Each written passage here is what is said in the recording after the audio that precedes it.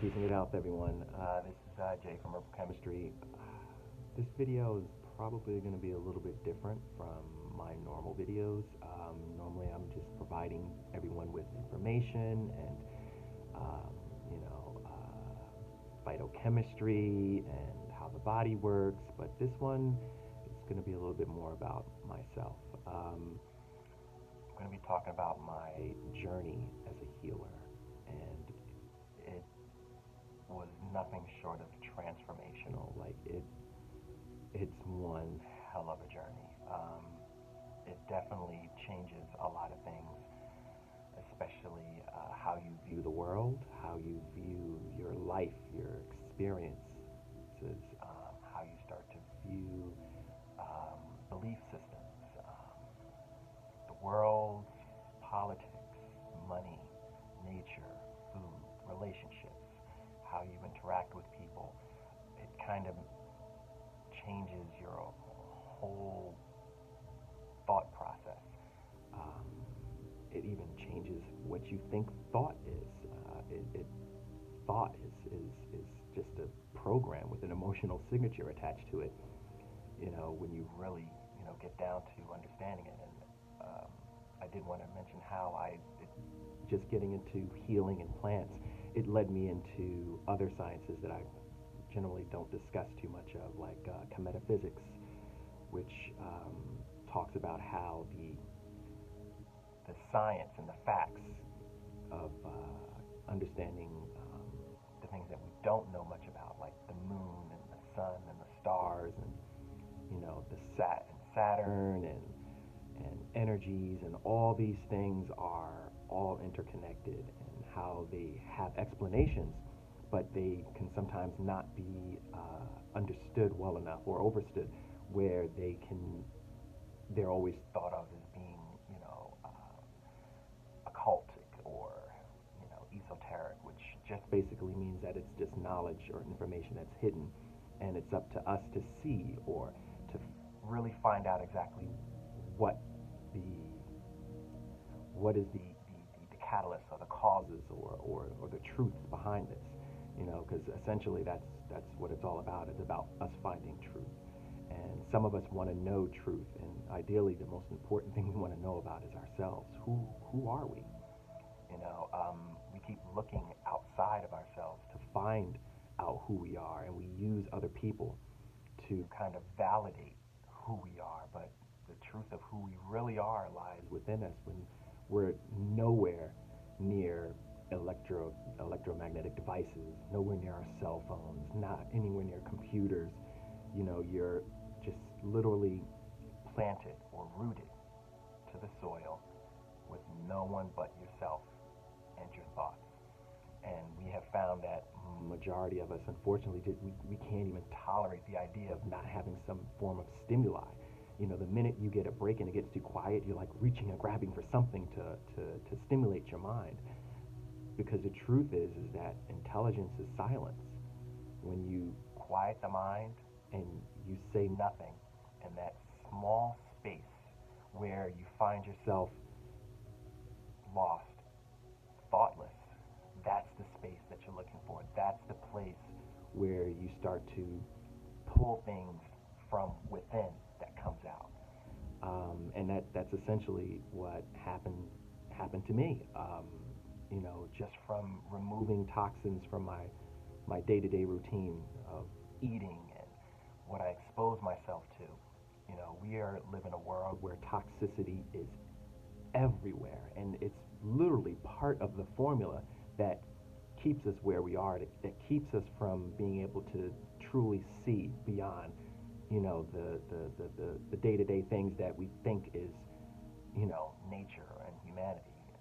It's all fabricated in a sense. It's all someone else's creation. When are we going to start to create things for ourselves? When are we going to start taking control of the things that we want for ourselves, to be exactly who we really want to be, or who we really are? The journey as healing it's given me a lot of humility.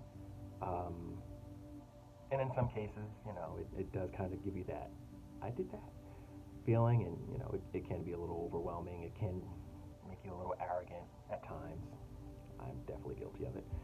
So, but altogether, that feeling of knowing that you did something really good for someone that changed their life, and not only changed their life, but it opens their eyes to seeing the world in a whole different light, as though they were looking at it with black and white lenses, and all of a sudden, bam, you just brought them a brand new color TV with, HD 4K. It's a totally different view from, your 1980 Zenith black and white floor model. That's the beauty of it, But it does spark this change and this struggle. The food that we eat is information. At the end of the day, that is information. The information and knowledge that you obtain from the food that you put in your body becomes a particular frequency and a vibration of who and what you are going to exhibit onto others. If you eat foods that has a poor frequency or poor vibration because it suffered a horrible, painful life of sitting in a chicken farm where it never sees the light of day, and this becomes your daily diet, then yes, your dreams will be a little on the effed up side. It is what it is. Those frequencies, those scrolls that are hidden in the DNA of that particular animal becomes your frequency. Our ancestors, they had it right at the end of the day. They knew more than we know today. And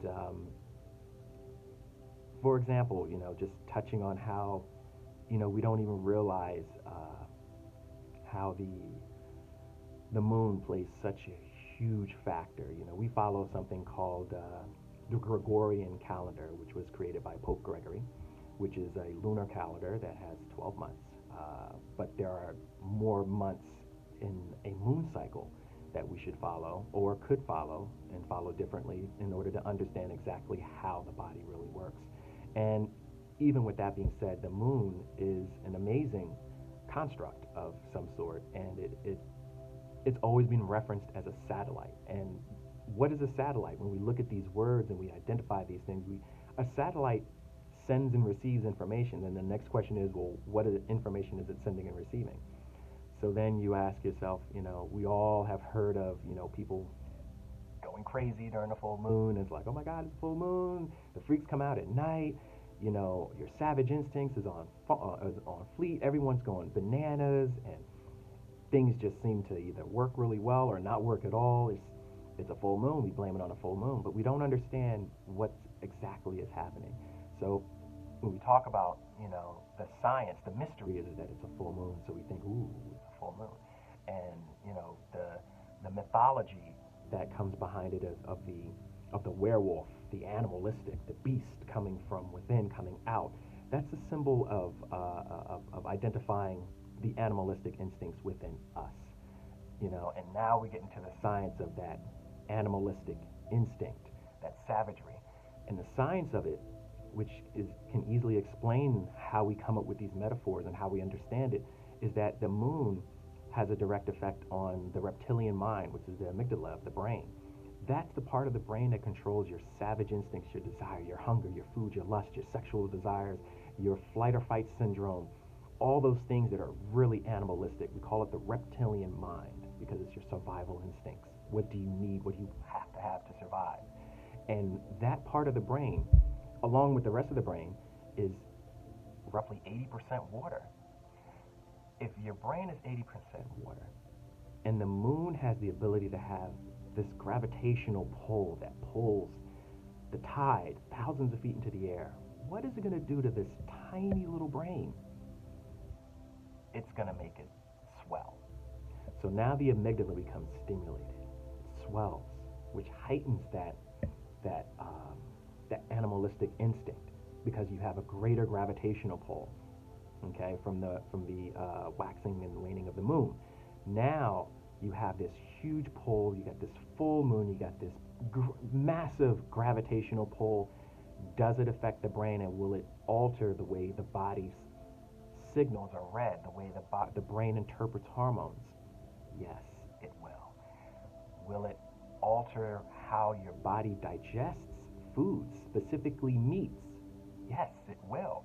As a matter of fact, if you really do the research, you'll find out that our ancestors, as kooky as it may appear to be, our ancestors used to sacrifice their livestock and their bulls and their animals at specific times, meaning they would wait for moon series to make those sacrifices or to prepare those animal proteins and those meats and digest them then. Why?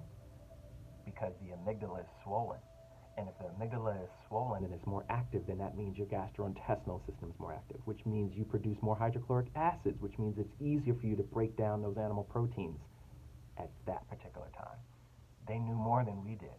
Or maybe some of us know and we just choose not to practice, or we just choose not to understand or listen to ourselves because we're on a man-made system as opposed to a universal system, or a system that is more nature oriented, where if we followed nature and we followed or stayed in touch with nature, we would really understand the process that we're supposed to be putting our bodies through. You know, I based my detoxification program strictly on nature. Nature has told me what I should be doing for others and how I should be doing it for them.